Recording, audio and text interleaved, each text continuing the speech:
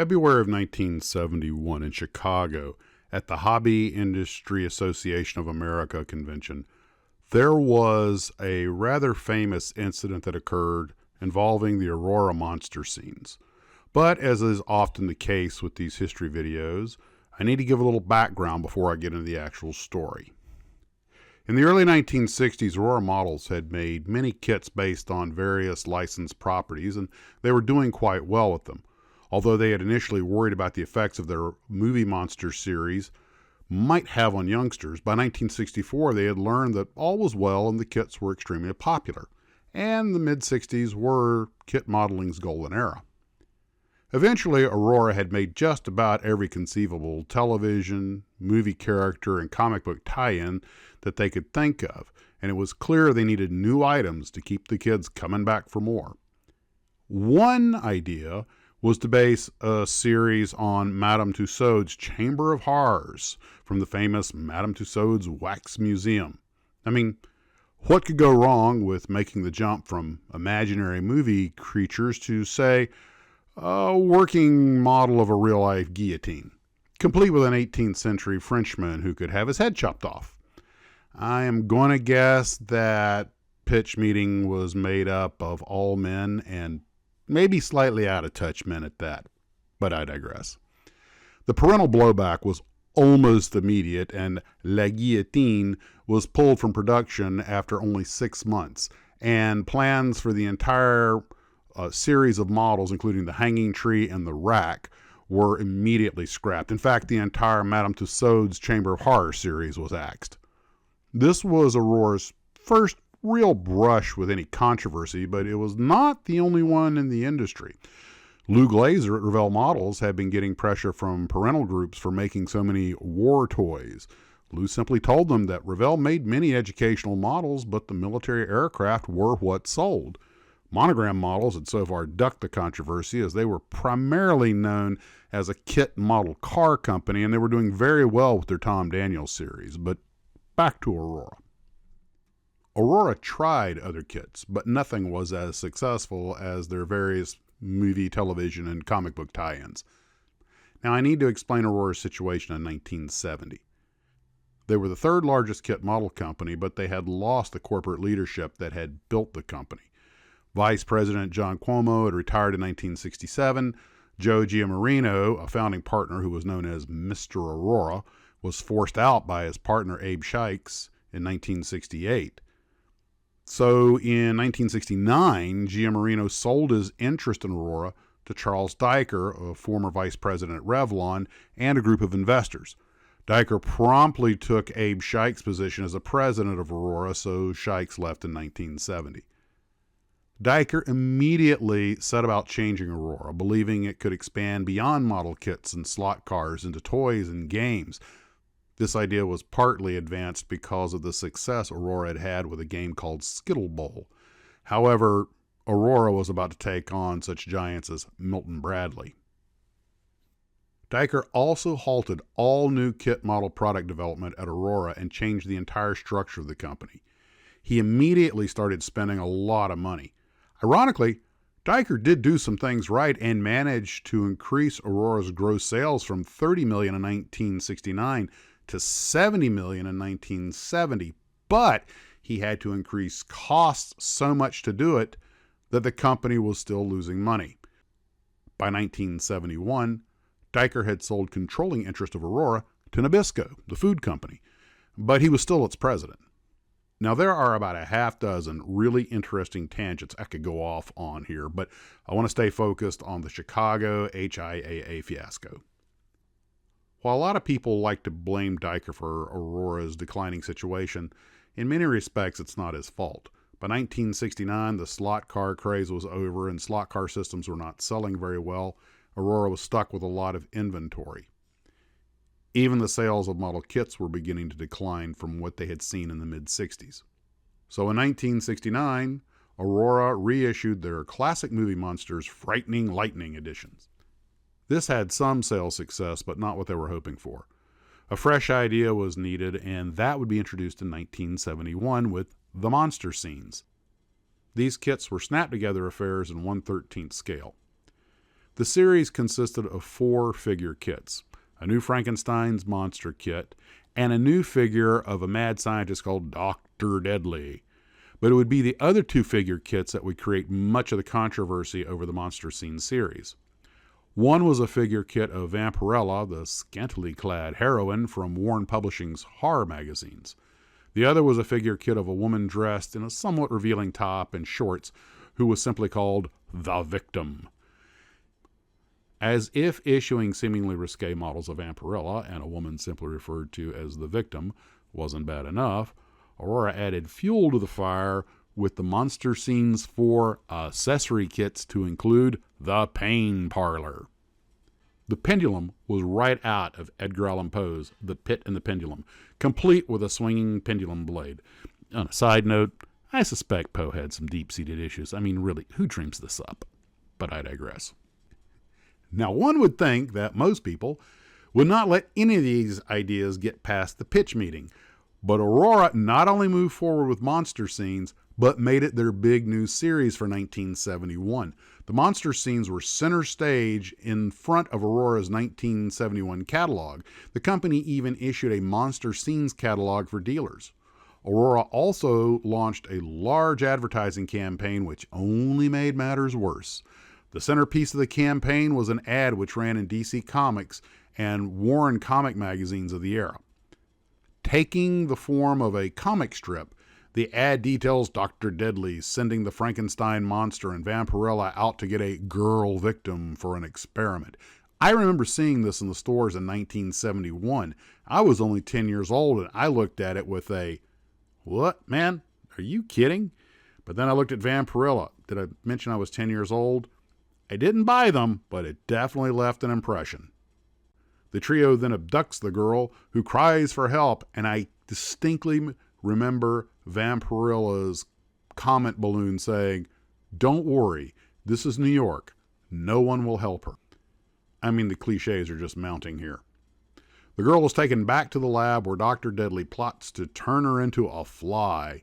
As if the ads which ran in comic books weren't bad enough, Aurora marked the Monster Scenes boxes with the legend, "Rated X," for excitement. This was in the days when X-rated movies carried a heavy stigma, and they rated the kit models X. I'm not sure how many kids my age even read past that part. So that's the background. A few months before I saw the kit in the store, it had been shown for the first time to the public at the 1971 Chicago Hobby Industry Association of America show.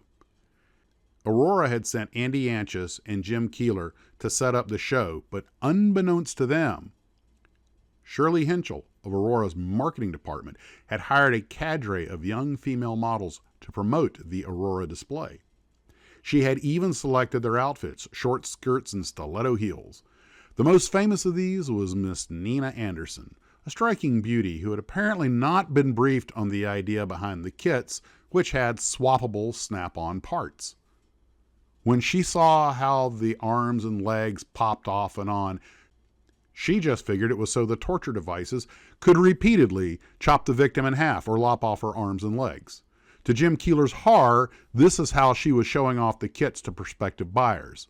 The following quotes about the situation are from the book Aurora Monster Scenes by Dennis Prince and Andrew Yanchus.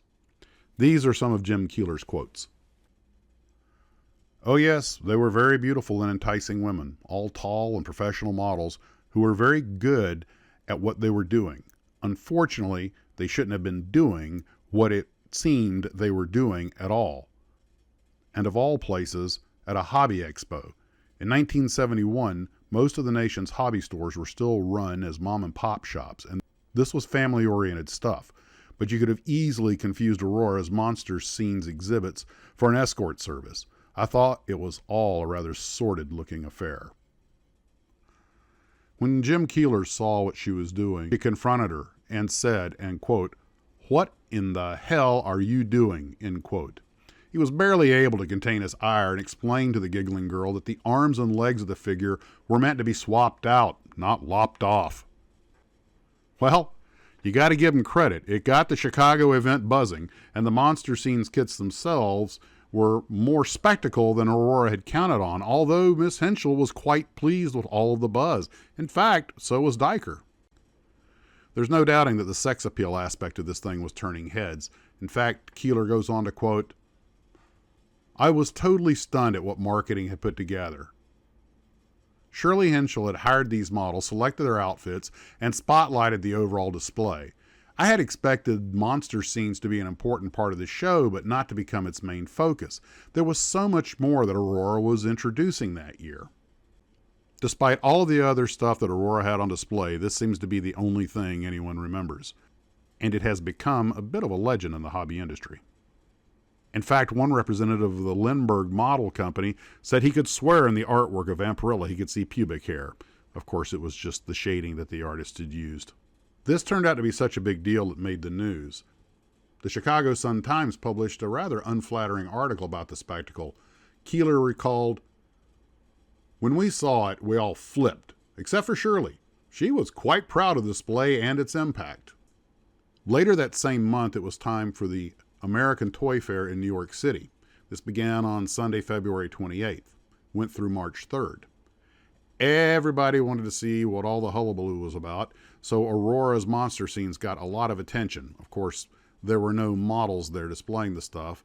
Still, it was one of those things that, well, let's just say if the marketing department wanted to create a buzz, mission accomplished. By mid-March, the kits were on their way to stores, and the outcry over the monster scene models was almost immediate. Parents thought the Vampirella and the Victim were both too sexually provocative. The mere presence of a kit of a female figure called the Victim was enough for women's groups, including the National Organization of Women, to accuse Aurora of encouraging the victimization of women. Newspaper letter-writing campaigns against monster scenes soon took place. A parents' group was formed with the express purpose of protesting the toys. Even Rowan and Martin's Laugh-In gave Aurora their Fickle Finger of Fate award. For that matter, Warren Publishing, who owned the Vampirella character, brought up objections to the series, as Vampirella was a heroine in her own magazine and not a villain, as portrayed in advertising materials for the kits. By November of 1971, the National Organization of Women was picketing Nabisco's headquarters. According to legend, when the head of Nabisco called Diker to Aurora to figure out how to handle it, he allegedly asked Diker, "They're picketing outside. What should I do?" Diker's response? "Pray for rain."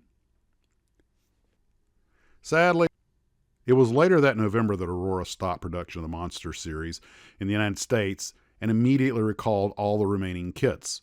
Plans for expansion of the series were scrapped. Curiously, given the controversy of the kits, monster scenes continued to sell in Canada, which is where the remaining inventory was largely sent. Although the Victim was renamed Dr. Deadly's Daughter, while the name Gruesome Goodies was now applied to the Pain Parlor and the Gruesome Goodies renamed the Lab Tables. Apparently, monster scenes enjoyed some success in Canada, as other kits were added to the series later. Dracula, Dr. Jekyll, Mr. Hyde, and the Giant Insect. Monster scenes apparently never caused a controversy in Canada that they did here in the States. Okay, what's up with that, Canada? Although, in all fairness, they weren't manufactured there long either. Sadly, Aurora would end up paying dearly for the Monster series fiasco. Aurora's reputation as a model kit manufacturer was seriously damaged, and some accused the company of trying to sell sex and sadism to young boys. Nabisco fired Aurora's creative staff, which had a very bad effect on the company. The company's product line suffered as a result. The situation may not have been quite so bad if Aurora had not already been losing money. Aurora had another popular series come out later that same year in 1971. It was their very popular Prehistoric Scenes series. Regardless of the popularity, though, it could not save the ailing Aurora. In 1975, Aurora introduced a new line called Monsters of the Movies. They created entirely new model kits for the classic monsters, including two Japanese monsters for the first time, Rodan and Ghidorah. Despite being more detailed than Aurora's previous monster kits, they did not really sell all that well, although they're sought after today. But that's another story for another time. Well, I hope you enjoyed this little foray into Aurora's past and the infamous 1971 HIAA Monster Scenes incident. Well, guys, thanks for watching. This is Max of Max's Models. Take care and Model on.